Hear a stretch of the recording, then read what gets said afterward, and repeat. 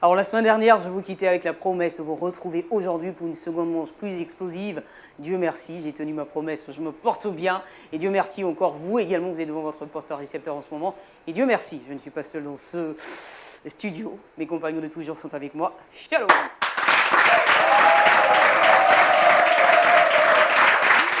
Ben voilà.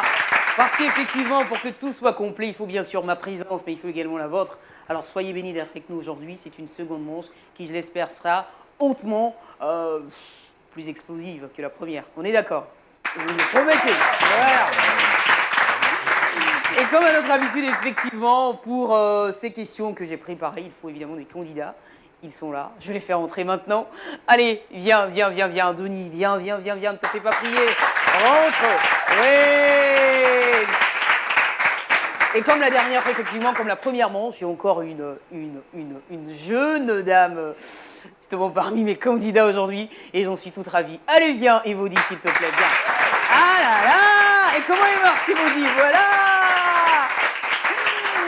Ben voilà, et puis le dernier candidat justement pour cette seconde manche, en la personne de Chandelle. Voilà, viens Chandelle. Voilà, il nous salue.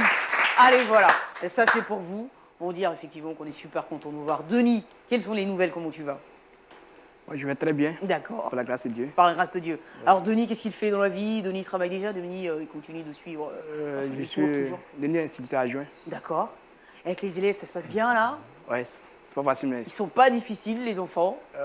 C'est pas facile, en tout cas. C'est pas facile. Ouais. Ouais. Alors, fais-moi une confidence, Denis.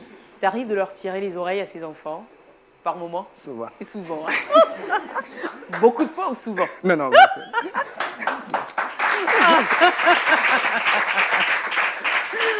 Ben voilà, on sait qu'avec les enfants, c'est pas facile, mais franchement, c'est vraiment courageux de ta part et je pense que Dieu te soutient dans ce que tu fais. Amen. Evaudie, allez, fais-moi ce sourire là. Alors Evaudie, moi j'ai une confidence à te faire. La semaine dernière, effectivement, on avait également à cette même place une jeune demoiselle. Elle est sortie de la compétition. J'ai rien compris. Voilà, franchement, j'ai rien compris.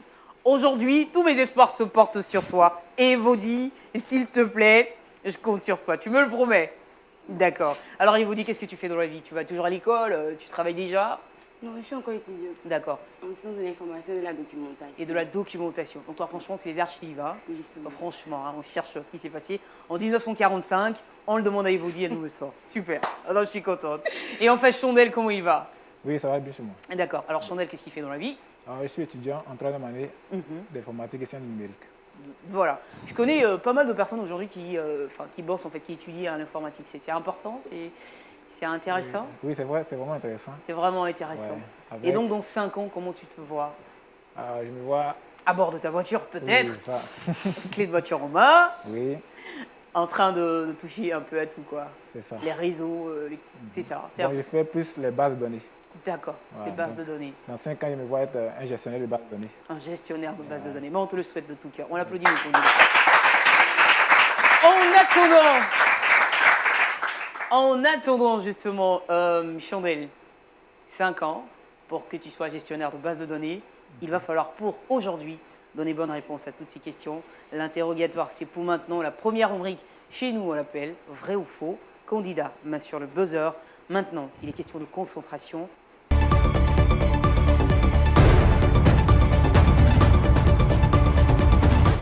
Il y a 7 livres de sceaux qui sont mentionnés. On les lit en Apocalypse, vrai ou faux? Evaudie. Vrai. Bonne réponse.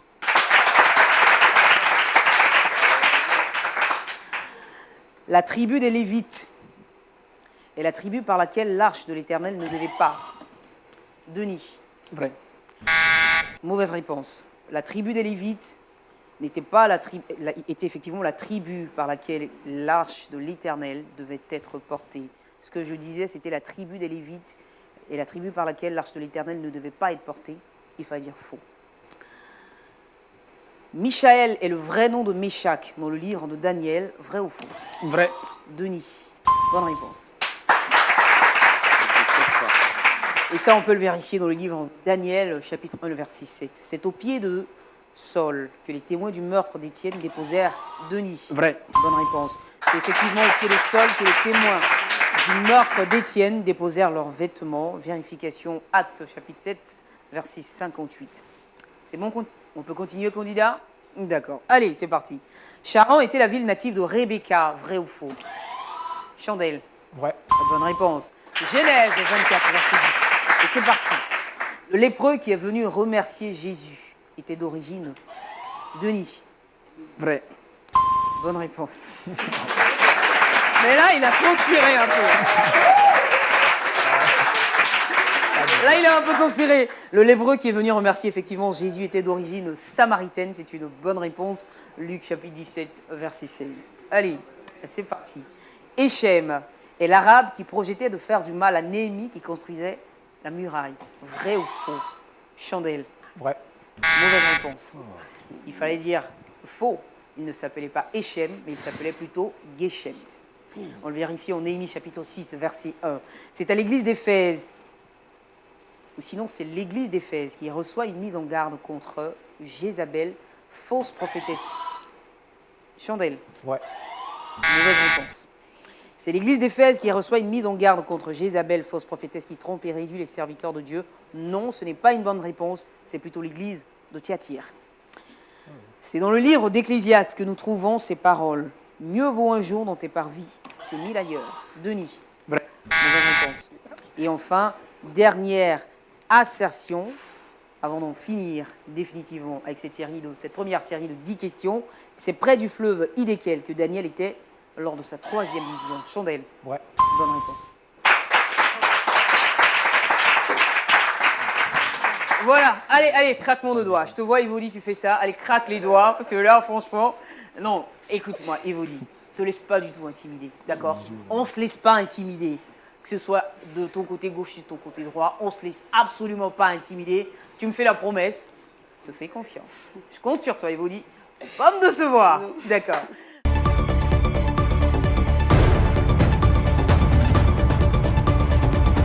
Alors, Denis, la petite surprise pour toi, c'est que vu que tu as été celui qui a enlevé le plus grand nombre de points sur l'exercice précédent, eh ben, tu as la possibilité de choisir le thème sur lequel tu souhaites te faire interroger. Voici les thèmes. Personnage biblique, évidemment.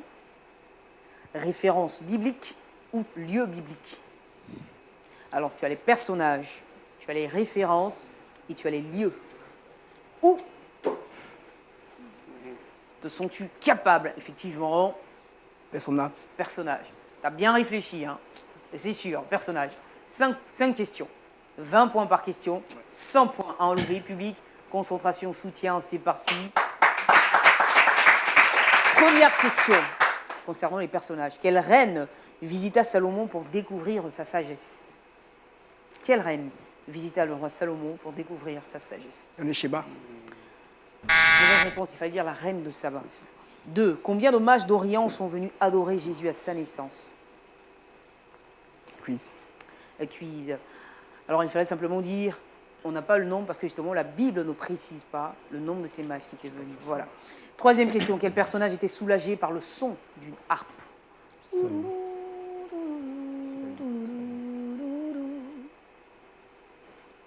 Quel personnage biblique était soulagé par le son d'une harpe? Saül. Bonne réponse. Effectivement, lorsque David jouait de la harpe, l'esprit qui tourmentait Saül se retirait de lui. Qui fut chargé de reconstruire la muraille de Jérusalem? Qui fut chargé de reconstruire la muraille de Jérusalem? Michi. Mauvaise réponse, il fallait simplement dire Néhémie. Et enfin, dernière question, quel roi de Juda commit le plus d'abominations? Quel roi de Juda commis plus d'abominations Akab. que les nations païennes? Malheureusement, il fallait dire Manassé. C'est le roi de Juda qui a commis le plus de mal durant son règne, jusqu'à faire beaucoup plus de mal même aux nations que Dieu avait exterminées. Vous vérifiez cette histoire dans le livre de 2 Rois, chapitre 21, verset 9. On l'applaudit.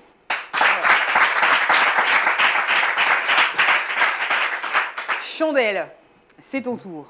C'est bon, tu es prêt? Oui, oui. Bien sûr. Très prêt ou simplement prêt? C'est prêt, c'est prêt. D'accord. D'accord. Alors toi également, tu pourras choisir le thème qui t'intéresse. On a les références bibliques et on a également les lieux bibliques. La lieu. Les lieux. D'accord. Alors frotte-moi de main. Allez, frotte-toi les mains. Concentration. coupe ta respiration. C'est bon?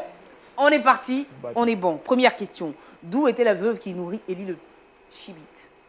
D'où était la veuve qui nourrit Élie? D'où était la veuve qui nourrit Élie? Quiz. Quiz. Deuxième question. Dans quel lieu le prophète Daniel a-t-il été déporté? Babylone. Bonne réponse. Effectivement, il fut déporté de Jérusalem à Babylone sous le règne de Nebuchadnezzar en Daniel 1, versets 1 à 4. Où Élie le Tchibite a-t-il défié les prophètes de Baal? Quiz. Quiz simplement. Quatrième question. Quel est le lieu où Jacob vit Yahweh pour la première fois? Quel est le lieu où Jacob vit Yahweh pour la première fois? Dans l'épître de Tite, où Paul compte-t-il passer l'hiver? Dans l'épître de Tite, où Paul compte-t-il passer l'hiver?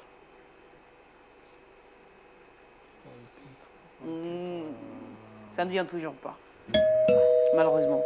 D'accord, on en a fini avec toi, donc je récapitule d'où était la veuve qui nourrit Élie le Tchibite. Il fallait dire de Sarepta. Dans quel lieu le prophète Daniel a-t-il été déporté? Effectivement, c'est à Babylone, c'est une bonne réponse, tu l'avais donnée. Où est-ce qu'Élie le Tchibite a-t-il défié les prophètes de Baal? Il fallait répondre sur le mont Carmel. Quel est le lieu où Jacob vit Yahweh pour la première fois? Effectivement, c'est à Bethel. Et enfin, dans l'épître de Tite, où Paul compte-t-il passer l'hiver? C'est à Nicopolis. On le vérifie en titre, chapitre 3, le verset 12. On peut applaudir sûrement.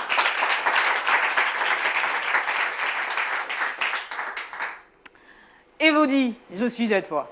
Alors là, je te l'ai dit, je te le répète, tous mes espoirs, effectivement, se portent vers toi. Franchement, tous mes espoirs se portent sur toi. Je te souhaite bonne chance. Là, on n'a plus le choix. Les références bibliques, on subira effectivement cette série de 5 questions, mais je te fais confiance avec un peu de concentration. Tu pourras nous donner les bonnes réponses. C'est bon, on est prêts? C'est parti. Les cieux racontent la gloire de Dieu et le firmament met en évidence l'œuvre de ses mains. Où trouve-t-on ce texte? Est-ce dans le livre des Psaumes? Est-ce dans les livres d'Ecclésiaste? Ou est-ce dans les livres d'Ésaïe? Dans le livre des Psaumes. Bonne réponse. L'un de ces psaumes est le psaume de Moïse. Lequel? Le psaume 90, le psaume 91 ou le psaume 92? Le Psaume 90. Le psaume? 90. Tu es sûr, Évodie? 90. 90? Tu bloques sur cette réponse? 90. Évodie, il faut le dire avec la voix, tu bloques sur cette 90. réponse? Oui. Ben oui, c'est la bonne réponse. On part toujours. Un seul et même esprit opère toutes ces choses, distribuant à chacun ses dons en particulier comme il le veut. Où est-ce que nous trouvons ce texte? Est-ce dans le livre de 1 Corinthiens? Est-ce dans le livre de 2 Corinthiens? Est-ce dans le livre des Éphésiens? Un seul et même esprit opère toutes ces choses, distribuant à chacun ses dons en particulier comme il le veut. 1 Corinthiens, 2 Corinthiens ou Éphésiens? 2 Corinthiens. Mauvaise réponse, il fallait dire 1 Corinthiens, avec précision 1 Corinthiens chapitre 12, verset 11. Quel psaume évoque la communion fraternelle? S'agit-il du psaume 133, du psaume 134 ou du psaume 150? Le Psaume 133. Bonne réponse. Bonne réponse. Et enfin, la dernière question pour toi, Évodie. Si vous m'aimez, gardez mes commandements. Dans quel évangile retrouve-t-on ce verset? Est-ce dans l'évangile selon Matthieu, l'évangile selon Marc, l'évangile selon Luc ou l'évangile selon Jean? Si vous m'aimez, gardez mes commandements. L'évangile selon Matthieu. Mauvaise réponse. Il fallait plutôt dire l'évangile selon Jean, Jean 14, verset 15. Et c'en est fini de cette étape. On applaudit.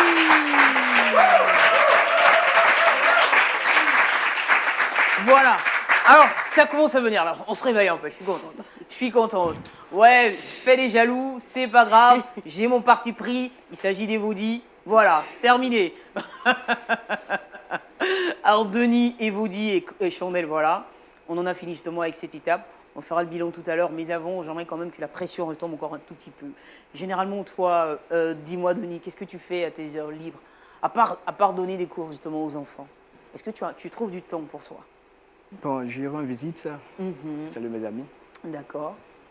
Mais puis, c'est vrai que les enfants, ils occupent vraiment une bonne partie de tes journées. Hein. Oui, Voilà, il faut faire les exercices. ouais, corriger. C'est quoi les classes, justement, tes classes, les classes que tu enseignes?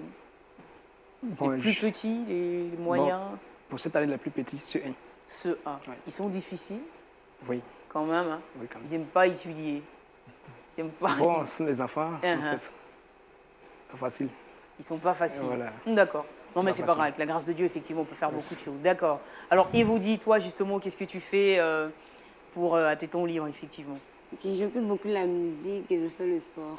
Et tu fais le sport. Et quel sport est-ce que tu pratiques? L'handball. Ah ouais? Super, c'est un peu comme moi, j'aime le handball aussi. Ben, juste que je ne pratique pas, voilà.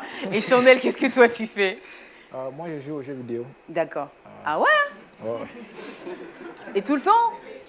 oui, un peu. Ouais, je joue Donc beaucoup c'est de- dire avec toi, effectivement, on se base sur les manettes à la maison. Hein. C'est ça. Franchement, avec les petits frères. Ah, attention. D'accord, on va t'envoyer dans les classes de Denis. Non mais voilà, il n'y a pas de souci. C'est super bien. Par moment, le corps a besoin de ça. Voilà, il faut se retrouver. Alors les candidats, frottez-vous les mains. C'est la dernière étape donc, de l'émission. Voilà. C'est maintenant que tout va se jouer. Attention, il y a encore gros à prendre ici. 50 points. Vous pouvez les prendre. Denis, tu peux prendre 50 points. Evoudi, tu peux également prendre ces 50 points. Chandel, ces 50 points sont aussi à ta portée.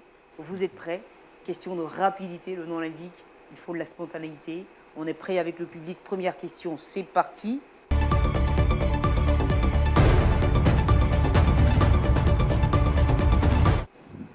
Qui périt pour avoir demandé en mariage sa belle-mère? Qui périt pour avoir demandé en mariage sa belle-mère? La réponse, on la trouvera dans le livre de 1 Roi, chapitre 2, versets 13 à 25, cette histoire. Qui périt pour avoir demandé en mariage sa belle-mère? Tac, tac, tac, tac, tac. Il faut que ça parte. Non, la réponse ne vous vient pas. Il fallait dire Adonijah. Où est-ce qu'il était impossible de trouver un forgeron? Dans quel pays était-il impossible de trouver un forgeron? On vérifie en Samuel chapitre 13, verset 19. Où était-il impossible de trouver un forgeron? On ne le trouve pas, ce forgeron. Et vous ne trouvez pas aussi la réponse. Il fallait me dire simplement en Israël. Troisième question. Combien de passages bibliques dans le Nouveau Testament mentionnent les noms Jeannès et Jambres? Denis. Une fois. Exactement. Exactement. Un seul passage, et c'est dans le livre de 2 Timothée, chapitre 3, verset 8. Où est-ce que le prophète Ézéchiel fut déporté? Tac, tac, tac, tac. Rapidité, attention. Où est-ce que le prophète Ézéchiel fut déporté? Chandel, Evoudi, Denis. Babylone. Mauvaise réponse, il fallait dire en Mésopotamie. Combien de fois dans le Nouveau Testament Jésus est-il appelé apôtre?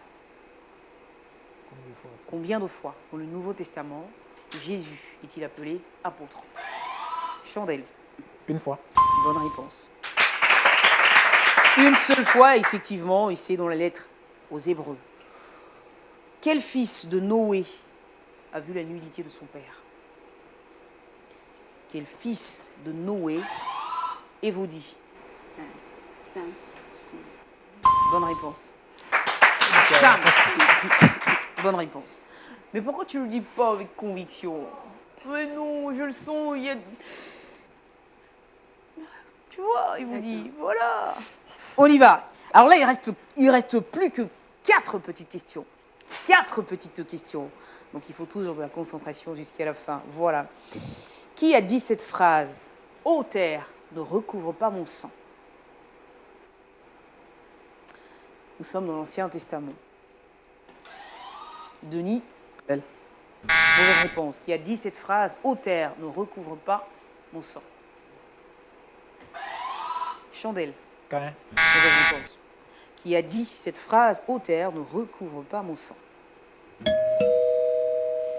Il fallait dire Job. Combien de livres commençant par la lettre J?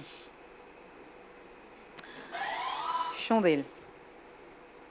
3. Mauvaise réponse. L'Ancien Testament compte combien de livres commençant par la lettre J?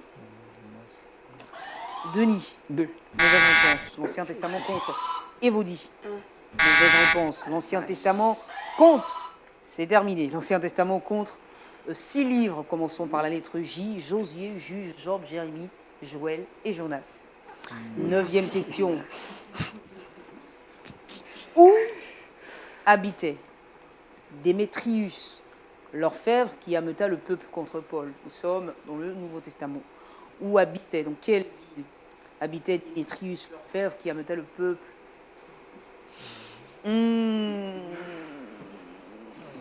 Je vous aide un tout petit peu. La première lettre, c'est E. L'endroit que je recherche. Denis. Éphèse. Bonne réponse. Et enfin, dernière question. C'est la dernière question. Les derniers points à prendre effectivement sur cette manche. Où est situé Bethléem? Chandelle. En Judée. Bonne réponse. C'est bien. Ben voilà, donc il finit simplement en beauté. Allez les amis, comment ça s'est passé? C'était bon? C'était trop compliqué? Ouais. Denis, c'était trop compliqué? Un peu. Un peu compliqué. Oh là, et vous dites, tu trouves que c'était compliqué? Bon, c'était pas aussi compliqué que ça. Voilà. Juste qu'on était un peu stressé. Ah, juste un peu stressé. Mais là, c'est bon, le stress, il retombe, hein, définitivement, parce qu'il n'y a plus de questions. Chandelle, tu penses que c'était la même chose aussi? C'était pas mal.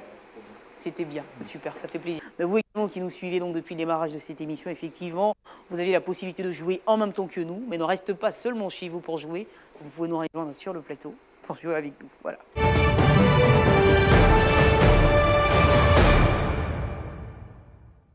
On en a fini, comme je l'ai dit, avec cette dernière étape. C'était le dernier exercice. Et sur cet exercice, nous avons 2 candidats qui se tiennent, enfin franchement, qui sont vraiment au coude à coude. Et puis nous avons également notre Évodie qui n'a pas démérité. Alors Évodie, voilà, sur ces questions de rapidité, tu as enlevé 5 points. Chandelle et Denis, sur ces questions de rapidité, vous avez tous deux enlevé 10 points. Alors ça veut dire qu'effectivement, il faut donner maintenant le total général pour savoir qui sera tout de suite qualifié pour la grande finale. Total général, très cher candidat. Avec 40 points, je prends un ton solennel. Donc avec 40 points sur un total de 200 points, 3e donc de cette compétition, Chandelle.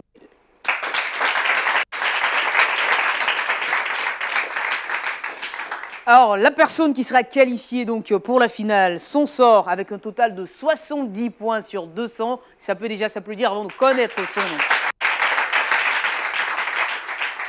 Le deuxième de cette deuxième manche, son sort avec un total de 45 points sur 200. Public, avec 45 points sur 200, le deuxième est Denis. Et avec un total de 70 points sur 200, effectivement, elle est qualifiée donc pour la grande finale, notre très chère Évodie.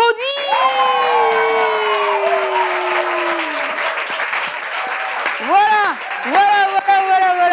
Alors, Évodie. Ben alors, fais-nous ce sourire et ce discours. Là, tu as gagné, tu es direct qualifié pour la finale. Alors, un petit discours, là, on l'attend. Allez, vas-y. Hein. Un discours de championne. Hein. D'accord, je suis vraiment contente. Et j'aimerais dire à mon adversaire, c'est-à-dire celui qui a déjà gagné, de s'apprêter aussi. Aïe. La mise en garde, hein. Hop là. Hop là. La mise en garde, hein. Ouais, elle est sévère. Non mais là, non mais franchement, faudrait qu'il se prépare sérieusement parce que toi t'arrives là, franchement, pas du tout pour t'amuser. Non, on est super contents. Mais en même temps, c'est vrai, Denis, Chandelle, vous n'avez pas démérité du tout. Dans mon esprit, vous êtes également des champions, d'accord? On est fini donc pour cette deuxième manche qui a été aussi belle que la première. Public, je vous aime encore plus. Oh là, vous formidable. Encore plus. Voilà. Donc, Évodie, Rendez-vous avec toi effectivement pour la 4e manche. Donc c'est bien sûr cette manche, cette finale, tout feu, tout flamme. On te retrouvera avec beaucoup de bonheur d'ailleurs. Et vous, je vous attends pas à la finale, mais plutôt la semaine prochaine pour la 3e manche. Si cela vous dit, à la semaine prochaine. Gros bisous.